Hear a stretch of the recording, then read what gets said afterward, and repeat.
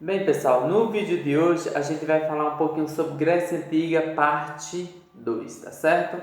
Se no vídeo anterior a gente falou sobre a questão do surgimento dos povos gregos, quais foram os povos formadores da Grécia, algumas particularidades, a origem. Hoje a gente vai falar um pouquinho sobre o aspecto da economia e da política, ok? Vamos falar ainda também sobre as fases da história da Grécia. Vamos falar algumas diferenças de Atenas e Esparta. E vamos falar um pouquinho sobre alguns deuses que são os mais famosos ou os mais conhecidos, tá bom?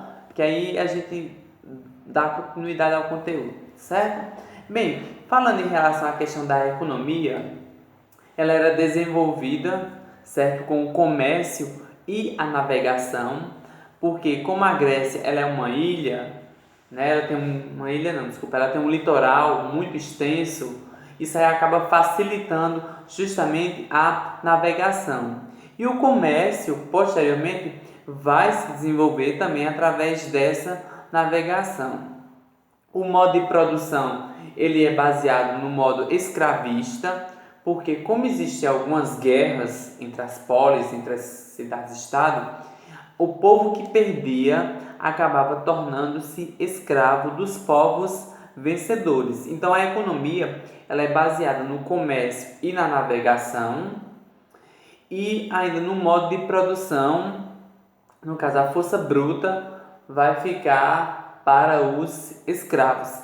E uma curiosidade, nessa época os escravos eram escravos brancos, certo? A escravidão ela sempre existiu, só que nesse caso aqui é a escravidão branca, já que são povos de origem indo-europeia. Na política, a gente vai ter a descentralização da mesma, certo? A política, com a organização de cidades-estados, que são chamadas as polis gregas. No caso, cada cidade tem sua própria administração, sua própria forma de se organizar, tá certo? Então, isso aí é para a gente ter um pouquinho da noção sobre como era a economia e como era a política. Quando a gente estiver vendo mais detalhadamente tanto Atenas como Esparta, aí a gente vai conseguir ter uma noção um pouquinho melhor de como eram essas organizações. Mas essa é a base principal da economia e na política também, tá certo? Bem, em se tratando aqui das fases da história da Grécia, ela é dividida em 5 partes, certo? Na primeira delas, nós temos o período pré-homérico, porque é um período que vem antes de Homero, que foi o escritor da Ilíada e da Odisseia, que são as principais obras que se tem conhecimento sobre a mitologia da Grécia e a origem, certo? Então esse período ele caracteriza-se por ser de 2800 a 1100 a.C. E é no período pré-homérico que existe o povoamento da Grécia. É quando começa a chegar os primeiros povos que a gente viu no vídeo anterior, certo? O segundo período é o período homérico, que é o período que Homero viveu. Ele se caracteriza por ser de 1100 a 800 anos antes de Cristo. E é quando justamente a gente vai ter os poemas Ilíada e Odisseia, que vai servir, né, escrito por Homero, que vai servir para base para que possa ser entendida um pouquinho da história da Grécia, porque tem muitos mitos, muitas histórias, ok? Depois nós temos o período arcaico, que ele vai de 800 a 500 anos antes de Cristo. E é nessa parte aí, no período arcaico, que a gente vai ter aí a formação das polis, as cidades-estado da Grécia. É nesse período que elas vão surgir: Atenas, Esparta, Tebas, Mileto, ok? Micenas. Depois do período arcaico, nós temos o período clássico, que é o período que vai de 500 a 336 a.C. E é nesse período, do período clássico, que nós temos aí o auge das polis, das cidades-estado, todas elas florescendo, certo? Alcançando o seu desenvolvimento máximo. E por fim nós temos o período helenístico, que ele vai de 336 até 146 anos antes de Cristo. É nesse período que a gente vai ter aí a decadência das polis e o domínio dos macedônicos, que é quando Alexandre o Grande chega para conquistar toda a região, ok? Então essas fases da história da Grécia, elas servem para você entender um pouquinho. Então é uma divisão. No período pré-homérico, a gente tem o povoamento da Grécia. No período homérico, a gente tem os livros Ilíada e Odisseia, contando um pouquinho dessa história. No período arcaico, a gente tem a formação das cidades-estado. No período clássico, a gente tem o auge das cidades-estado. E no período helenístico, a gente tem a decadência dessas cidades e o domínio dos povos macedônicos, certo? Então, a gente vai depois falar sobre Grécia e Roma, Atenas e Esparta, só que antes a gente vai ver algumas diferenças para você perceber e entender um pouquinho, ok? Então vamos lá, na questão da localização geográfica, ou seja, como ela se encontra no mapa. A cidade de Atenas está na península da Ática, enquanto que Esparta está na península do Peloponeso. Por isso que vai ter depois a guerra do Peloponeso envolvendo os espartanos. Na base da economia, a gente vai ter em Atenas o comércio marítimo, enquanto que em Esparta a gente vai ter a agricultura e o pastoreio. Vai ser mais voltado para essa questão feudal. Ok? No regime político, em Atenas a gente tem uma democracia e em Esparta a gente tem uma monarquia ou oligarquia, que é um grupo que domina. Um legislador lendário, ou seja, o grande político de Atenas, foi Drácon ou foi Solon, enquanto que em Esparta é Licurgo.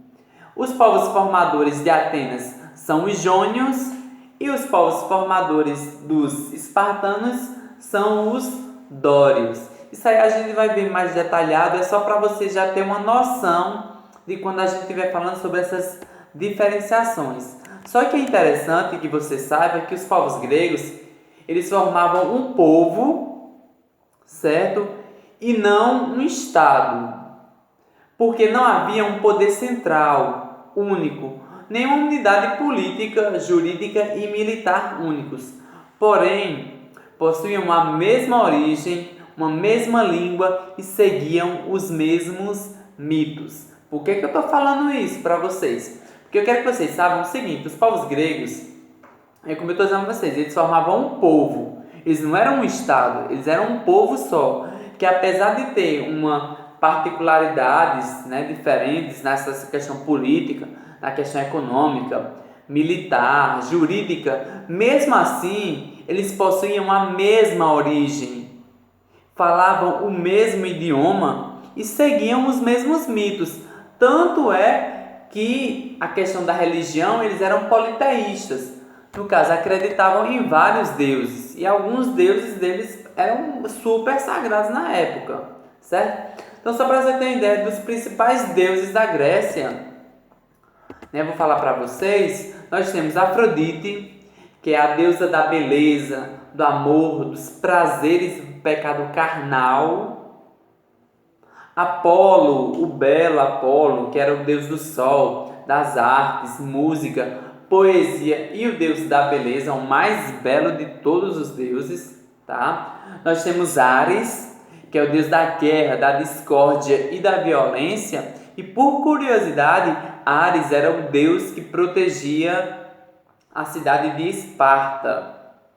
Nós temos Ártemis, que é a deusa da lua, da caça e dos animais, uma deusa também muito bonita. Nós temos aí Atena, que é a deusa da inteligência, da soberania, da sabedoria e também da guerra justa. E Atena era a deusa que protegia a cidade de Atenas. Nós temos Deméter, que é a deusa da agricultura, da fartura e da colheita, uma das deusas mais bonitas. Nós temos Dionísio, que é o deus do vinho e das festas, certo? Hades, que era deus do submundo e dos mortos. Nós tínhamos aí Hefesto, que é o deus do fogo, da metalurgia e o construtor dos deuses. Hera, a deusa do matrimônio, da família e a rainha dos deuses. E por curiosidade, irmã e esposa de Zeus, a Hera. Nós temos Hermes, que é o mensageiro dos deuses, mas também é o deus do comércio e dos ladrões. Nós temos Hestia, a deusa do lar e a chama hospitaleira. Nós temos Poseidon, que é o deus dos mares, rios e oceanos. E nós temos Zeus, que é o deus dos céus, trovão e o deus de todos os deuses.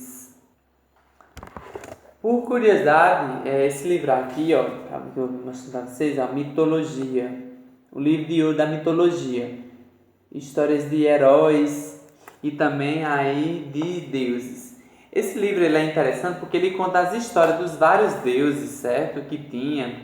São várias histórias bem fantásticas. É um livro assim incrível que ele traz a história de todos os deuses, os casamentos como aconteciam aqui, né? Então, pessoal, nosso vídeo vai ficando por aqui e no próximo a gente já vai começar falando sobre as cidades de Esparta e de Atenas. Então, até a próxima.